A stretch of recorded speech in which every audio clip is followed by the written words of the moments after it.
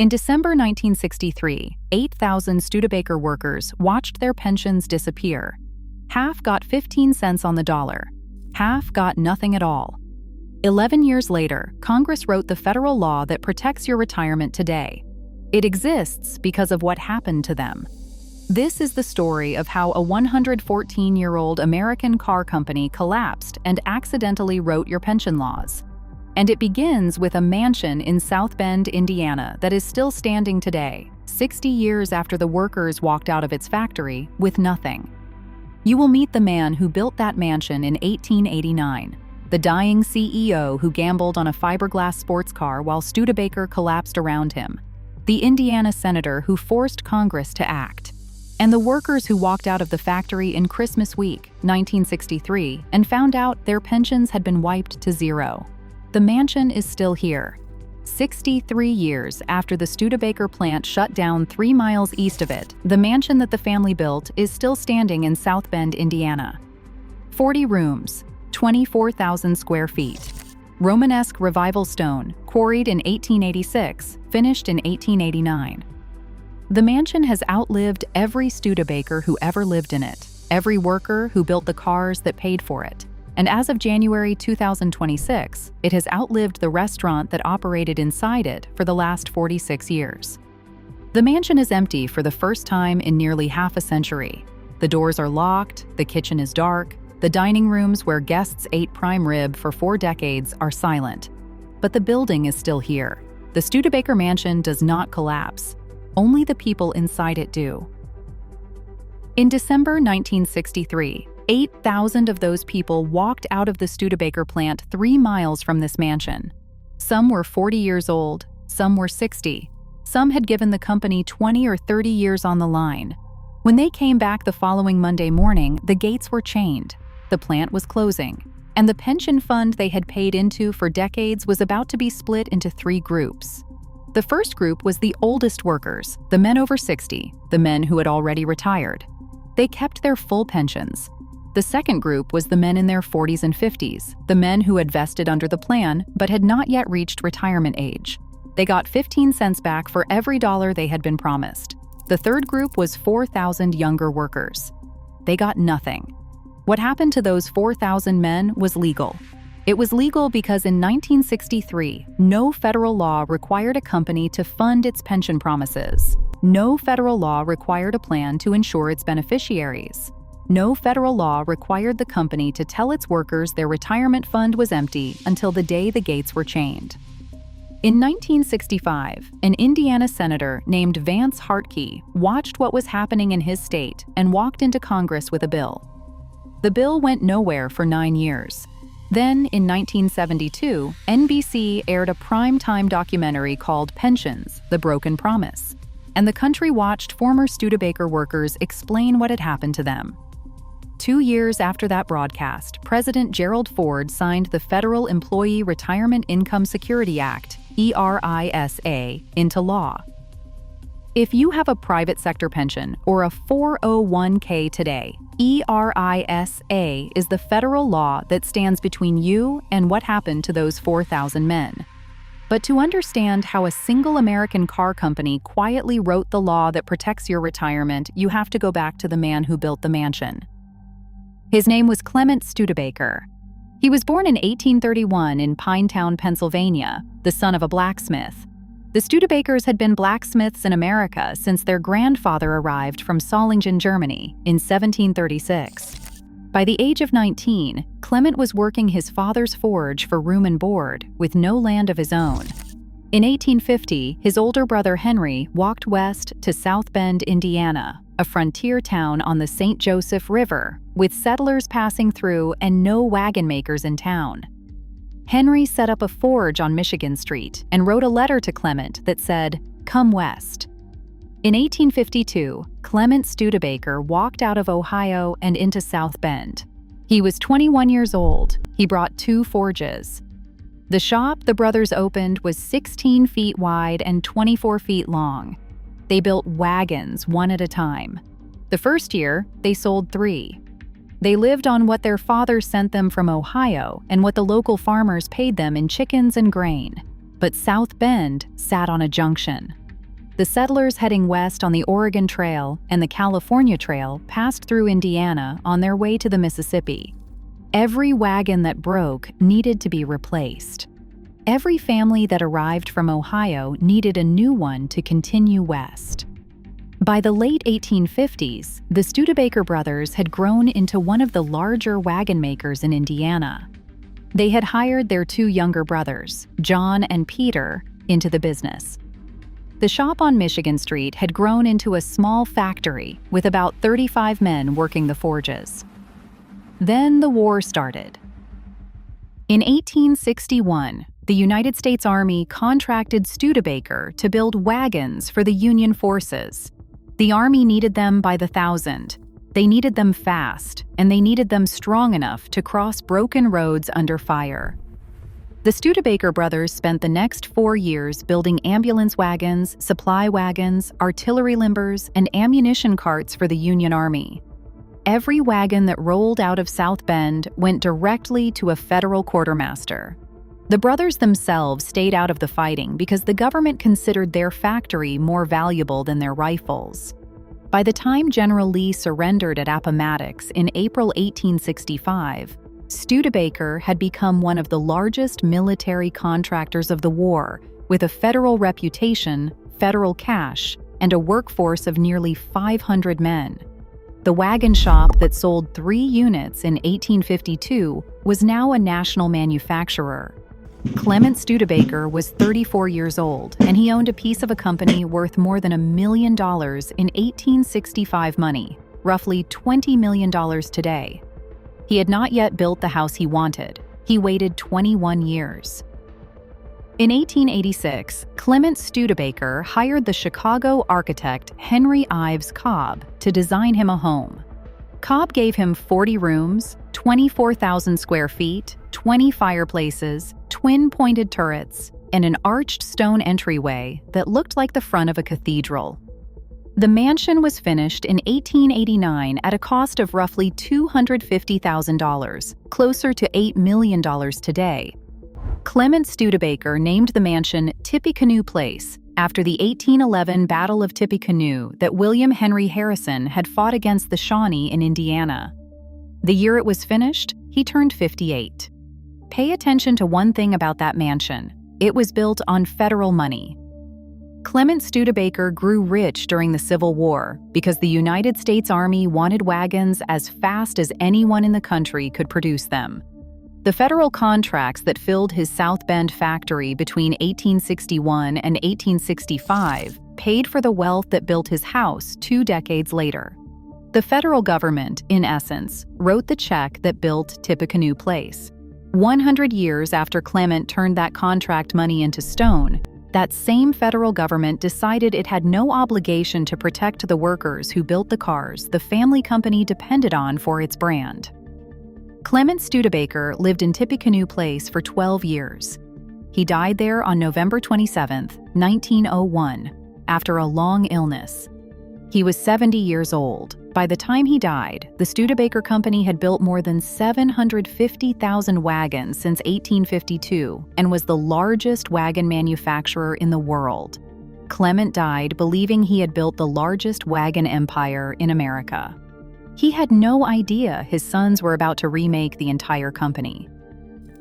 In 1902, Clement Studebaker's sons made a decision their father would not have understood.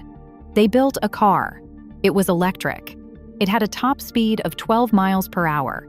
It ran on lead-acid batteries that needed to be charged every 40 miles. They called it the Studebaker Electric, and they sold 20 of them in the first year. The electric car was a hedge against a technology still up for grabs in 1902.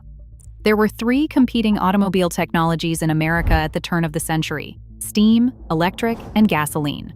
Studebaker started with electric, added gasoline in 1904, and in 1911 shut down their wagon production entirely. Studebaker built electric cars for 10 years, from 1902 to 1912, more than a century earlier than Tesla's first Roadster. In March 1933, the Great Depression had cut new car sales in half, and Studebaker entered receivership. The company that had been one of the top 4 American automakers in the late 1920s was now legally bankrupt. Two executives named Paul Hoffman and Harold Vance stepped in and restructured. By 1935, Studebaker was out of receivership and shipping cars again. In 1939, the company introduced a small, light, fuel-efficient sedan called the Champion.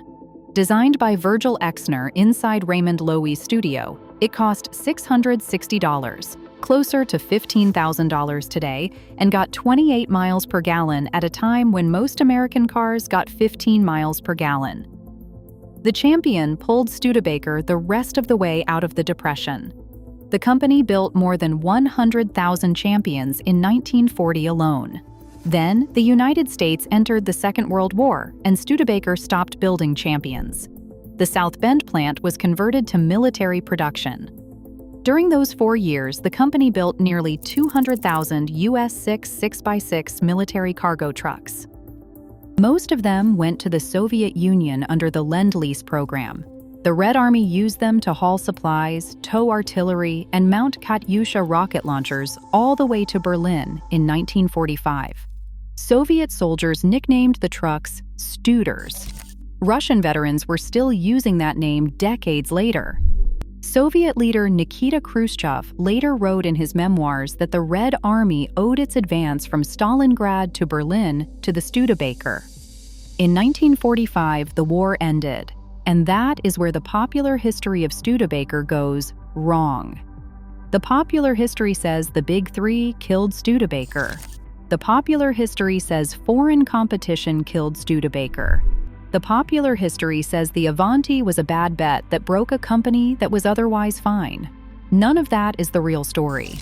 Years earlier than the Avanti was ever designed, Studebaker's South Bend operation already had a math problem. The plant needed to sell well over 200,000 cars a year to break even. By the mid-1950s, it was falling far short. The Avanti did not break Studebaker. The Big Three captured Studebaker's market share because Studebaker had spent the entire Second World War building trucks for Stalin, while General Motors, Ford, and Chrysler had quietly kept their car design teams working on next year's models. The day the war ended, the Big Three rolled new cars off the assembly line. Studebaker had nothing ready and spent 2 years catching up while the Big Three captured the post-war market. In 1954, Studebaker merged with Packard in a last attempt to survive. Packard was already nearly bankrupt. The combined Studebaker-Packard Corporation was too small to compete with the Big Three and too leveraged to invest in new models. It was the beginning of the end. By 1960, the Studebaker Auto Division was bleeding cash and the Packard nameplate was finished. The board of directors started buying non-automotive companies to diversify the business, acquiring a generator company called Onan, a refrigeration company called Schaefer, and an oil additive company called STP. The logic was simple. Maybe the company could survive as a diversified conglomerate, with cars as the brand name halo and other businesses as the profit center. In early 1961, the board went looking for a CEO who could run that kind of company. They found one at a small Los Angeles manufacturer called the McCulloch Corporation. His name was Sherwood Egbert. Sherwood Egbert was 40 years old when the Studebaker-Packard board hired him in January 1961. He was 6'4", 210 pounds, and built like a Marine Corps officer, which is what he had been during the war. He had spent 14 years at McCulloch running chainsaws and outboard motors, and by 1961, he was the company's president, with a reputation for fast, aggressive decisions. The Studebaker-Packard board did not hire him to save the car business. They hired him to wind it down and build a diversified conglomerate around the non-automotive subsidiaries. He arrived in South Bend in February 1961. Within 6 months, he had acquired 3 more companies and commissioned the most ambitious automobile design in Studebaker's history. Egbert spent 1961 buying companies that had nothing to do with cars. He picked up Paxton Products, the supercharger manufacturer, a refrigeration company, and a chemical processor, and he expanded the existing operations at Onan, Schaefer, and STP. Within 18 months of his hiring, more than half of Studebaker-Packard's revenue came from companies that did not make automobiles. But Egbert understood something the board had not yet admitted. A diversified conglomerate still needed a recognizable name. The auto division was bleeding cash, but the auto division was the brand.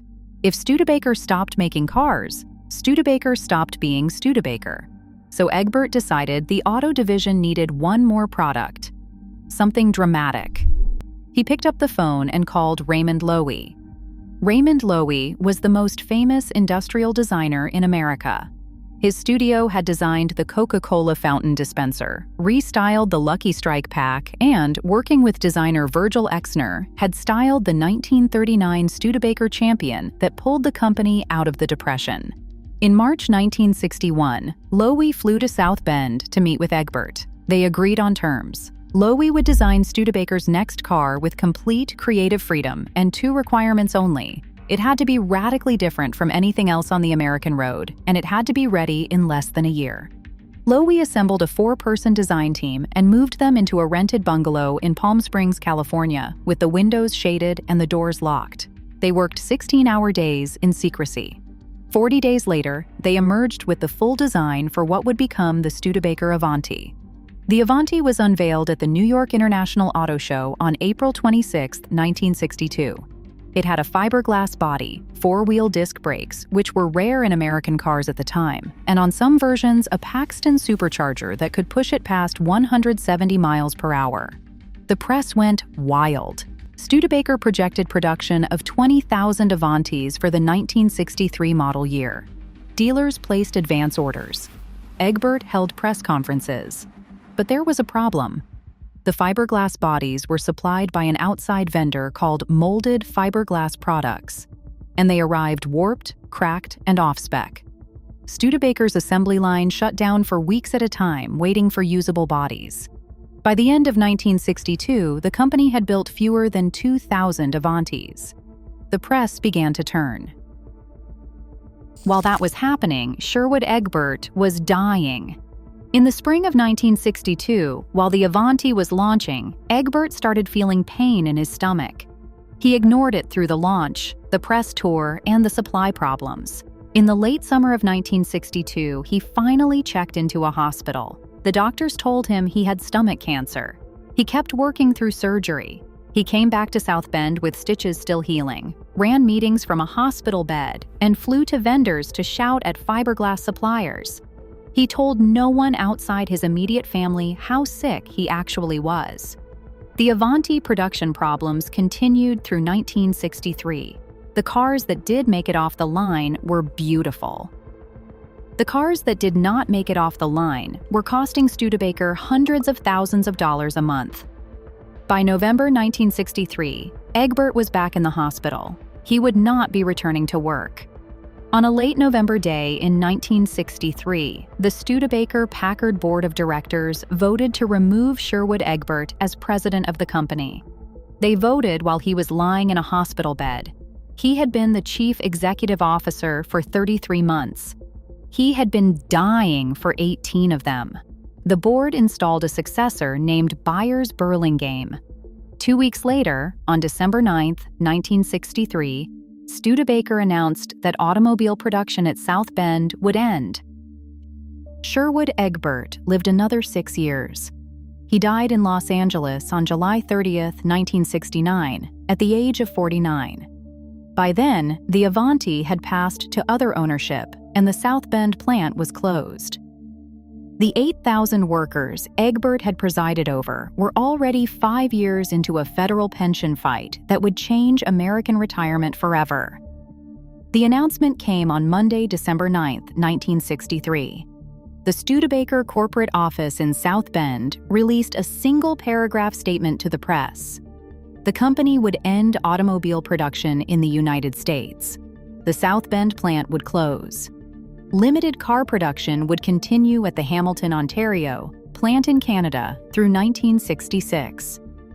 The workers in South Bend heard the news on the radio, from neighbors, from supervisors when they got to the plant on Tuesday morning. The decision was effective in 11 days. The last Studebaker would roll off the line on December 20, 1963, and the plant would be sealed. There were no negotiations and no severance package on offer. The workers were given 11 days to absorb what had just happened to their employment. The last Studebaker built in South Bend rolled off the assembly line on December 20th, 1963. It was a 1964 Daytona, a two-door hardtop painted Bordeaux red. The workers signed their names on the car as it came off the line. Some of them snapped photographs. That car sits in the Studebaker National Museum today. After the Daytona rolled out, the workers cleaned their stations and walked to the parking lot. There were 8,000 of them. They were 40 years old and 60 years old. They were welders and assemblers and tool and die men. Some had worked at the South Bend plant for 20 or 30 years. Some had been hired the previous summer. It was Friday afternoon. Christmas Eve was 4 days away. The workers got into their cars and drove home. On Monday morning, December 23rd, the gates of the South Bend Studebaker plant were chained, the plant sealed, the lights off. The 8,000 workers who had been Studebaker employees on Friday were not Studebaker employees on Monday. For the next year, the Studebaker Pension Fund was reviewed by the company's actuaries and the United Auto Workers. The numbers were not good. The plan had 11,000 participants and not enough money to pay them. Studebaker had been underfunding the pension promises for years, betting future profits would catch up. Future profits had not arrived. In 1964, the pension fund was formally terminated. The trustees calculated who could be paid and who could not. The result was a 3-tier division of the workers based on age and length of service. The first tier was the retirees. Roughly 3,600 workers who were already over 60 years old, already retired, or eligible for retirement at the time of the shutdown. The pension fund had enough money to pay these workers their full pensions. They kept everything they had been promised. The first tier was the lucky tier. The second tier was the workers who had vested under the plan but had not yet reached retirement age. These were the men in their 40s and 50s. They had worked at Studebaker for 15, 20, 30 years. They had reached the plan's vesting threshold, which meant they were legally entitled to a pension. There were about 4,000 of them. The pension fund had enough money to pay them 15 cents on the dollar of what they had been promised. A worker who had spent 30 years on the South Bend line and expected $80 a month in retirement received $12 a month for the rest of his life. The rest was gone. It was legal. The plan had no insurance backing it. There was no federal regulation requiring the company to fund its promises in advance. There was no Pension Benefit Guaranty Corporation in 1964. Studebaker had simply run out of money. The workers got what was left. The third tier was the workers who had not yet vested. To qualify for a pension under the Studebaker plan, a worker had to be at least 40 years old and have at least 10 years of service. The men in their 20s and 30s, the men hired in the late 1950s, had not crossed both thresholds. There were about 4,000 of them. They had paid into the pension fund. They had assumed they would collect on it someday. They were wrong. When the fund was terminated, the youngest tier got nothing, not 15 cents on the dollar, not 5, 0. Some of these workers had been at Studebaker for 9 years. They were 1 year short of vesting when the plant closed. The pension money they had paid in was absorbed back into the fund and used to pay the older tiers. They received no notice and no recourse. It was legal. That phrase matters. It was legal. In 1963, no federal law required a private employer to fund its pension promises in advance. No federal law required the plan to be insured against employer failure, and no federal law required any minimum vesting schedule or any warning to the workers until the day the gates were chained. The labor unions had been warning about this for years. Walter Reuther of the UAW had been calling for federal pension reform since the 1950s, and Senator John F. Kennedy introduced a study committee in 1957. The proposals went nowhere. The car companies, the airlines, and the steel companies all argued that federal pension regulation would burden American industry. In 1963, that argument won. Then Studebaker happened, and in 1964, when the 8,000 Studebaker workers found out what had happened to their pensions, the argument changed. Vance Hartke was a Democratic United States Senator from Indiana, elected in 1958. His state contained South Bend. When the Studebaker plant closed in December 1963, 4,000 of his constituents got zero pensions, and 4,000 more got 15 cents on the dollar. Hartke spent the first 6 months of 1964 visiting Studebaker workers in his state. He met with UAW representatives, with retired men collecting partial pensions after 30 years on the line, and with younger men who had given 9 years and were collecting nothing. In 1965, Hartke introduced a bill in the United States Senate to create a federal pension insurance program. The bill would have established something like the modern Pension Benefit Guaranty Corporation. The bill failed. It failed again in 1966. It failed again in 1967. Hartke kept introducing the bill. Other senators joined him, including Jacob Javits of New York and Harrison Williams of New Jersey. They held hearings, subpoenaed Studebaker corporate documents, and put former Studebaker workers under oath to describe what had happened to their retirement savings. The industry resisted. The Chamber of Commerce resisted. The major manufacturers argued that federal pension insurance would raise the cost of doing business and discourage employers from offering pensions at all. The Studebaker workers showed up at the hearings anyway. Year after year, they came to Washington and testified, now in their 50s and 60s, collecting partial pensions and working second jobs. Some had given up their houses and moved in with adult children. For 9 years, the Studebaker workers told the same story to Congress, and Congress did nothing about it. Then NBC put their story on television. On September 12, 1972, NBC News broadcast a 1-hour primetime documentary called Pensions: The Broken Promise, reported by Edwin Newman. It focused on how American workers were losing the retirement benefits their employers had promised. The film made the same argument the Senate had been hearing since 1965. Men who had given 20 or 30 years to a company, walking away with nothing or pennies on the dollar, all of it legal under the rules at the time. Newman covered case after case, returning to the Studebaker collapse as the moment when the failure of the American private pension system first reached the public. The phone lines at NBC News lit up the next morning. So did the phone lines at the United States Congress. Senators who had been blocking pension reform for 9 years suddenly began receiving letters from constituents asking why their own pensions were not protected either. The Studebaker workers had been telling their story to Congress for 9 years. NBC told it to America in one evening. 2 years later, on September 2, 1974, President Gerald Ford signed the Federal Employee Retirement Income Security Act, known as ERISA, into law in the Rose Garden of the White House. The bill had passed both houses by overwhelming margins. Industry resistance had collapsed. ERISA had 4 main parts. It required employers to pre-fund their pension promises, set reasonable vesting schedules, and follow fiduciary standards. And in Title IV, it created the Pension Benefit Guaranty Corporation, a federal insurance program that would pay workers their pensions even if their employer went bankrupt. Title IV was the part that the Studebaker workers had been fighting for since 1964, named after them in everything except the actual title. ERISA does not protect every American retirement. It does not cover federal government employees, state and local employees, military personnel, or workers in most church-affiliated organizations. Those groups have separate retirement systems. But for the rest of the American private workforce, ERISA does 4 things that did not exist in 1963.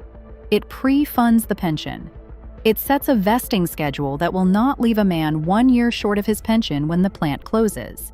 It puts federal insurance on the plan, and it forces the company to disclose its funding status, so workers know what they have while the company is still operating. Now ask who benefited from the Studebaker collapse. After the auto division closed, the Studebaker name itself kept going. The company had dropped the Packard label by 1962, and in 1967, the remaining Studebaker Corporation merged with Worthington to form Studebaker Worthington, a diversified conglomerate. The non-automotive subsidiaries Egbert and his predecessors had acquired, including STP, Onan, Schaefer, and Paxton, were sold off to larger American companies over the next 25 years. Cummins bought Onan in 1986. The others passed through a series of corporate owners and continue to operate today as profitable brands inside large industrial conglomerates. General Motors, Ford, and Chrysler captured Studebaker's market share and used the old dealer network for the next decade. The mansion Clement built in 1889 was bought by a restaurant operator in 1980, and that operator made profits inside it for 46 years. Everyone structurally above the assembly line in 1963 came out ahead. The men who built the cars came out with nothing or $12 a month. If you have a private sector pension or a 401k today, ERISA is the federal law that stands between you and what happened to those 4,000 men. The law exists because of them. If you ever drove a Studebaker, or your father did, if you knew anyone who worked the South Bend line, if anyone in your family had their pension cut after a lifetime of work, tell us in the comments. We read every one. The Studebaker plant in South Bend is gone. The factory was demolished decades ago, replaced by an industrial park and a community college. There is no marker at the spot where the assembly line ended. The 8,000 workers are mostly gone too. The youngest ones, who got zero pensions, are now in their late 80s and 90s if they are still alive. The middle tier, who got 15 cents on the dollar, are mostly buried in the cemeteries around South Bend. The Studebaker brothers are gone. Henry was the first to die in 1895, then Peter in 1897, Clement in 1901, John in 1917. They are all buried in the same family plot in South Bend, within walking distance of the mansion Clement built. In 1980, the mansion was converted to a fine dining restaurant called Tippecanoe Place. For 46 years, the restaurant served prime rib in the dining rooms where Clement Studebaker had once entertained American presidents. Families held weddings, funerals, and quiet anniversaries inside its walls. In January 2026, the restaurant closed permanently. The owners cited rising costs, declining traffic, and the difficulty of maintaining a 135-year-old stone mansion as a working commercial kitchen. The chefs went home. For the first time in 46 years, the mansion was empty. For the first time since 1889, no one was living or working inside the walls Clement Studebaker had built. The mansion is still here, 63 years after the factory closed, more than a century after the last of the Studebaker brothers was buried, and a few months after the restaurant inside it served its final dinner. Only the building remains. The mansion outlived all of them. If you have a private sector pension or a 401k today, the law that protects it exists because of what happened to those 8,000 workers in Christmas week, 1963. The Employee Retirement Income Security Act was signed because Congress finally watched what Clement Studebaker's grandsons did to the men who built the cars that paid for this mansion. But Studebaker was not the only American car empire whose stone monument outlived its workers. About 100 miles east of South Bend, in Detroit, the Packard Motor Car Company built the luxury cars rich Americans bought. Packard merged with Studebaker in 1954. The last true Packards rolled off the Detroit line in 1956, and the Packard nameplate disappeared after the 1958 model year. For decades after, the abandoned Packard plant on East Grand Boulevard stood as one of America's most famous industrial ruins. Its workers had walked out in the same decade as the Studebaker workers, holding the same kind of empty pension fund, met by the same kind of legal silence. The law that protects your retirement today exists because the men who built the cars in those plants did not write it. They walked out of factories from Indiana to Michigan to Ohio, and the law was written in Washington, one funeral at a time.